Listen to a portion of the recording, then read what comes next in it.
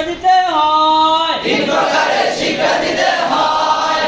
এক, হরফের নামের প্রশ্ন কমপক্ষে 100 বার। হরফের নামের প্রশ্ন কমপক্ষে 100 বার। দুই, নুক্তার প্রশ্ন কমপক্ষে 20 বার। নুক্তার প্রশ্ন কমপক্ষে 20 বার।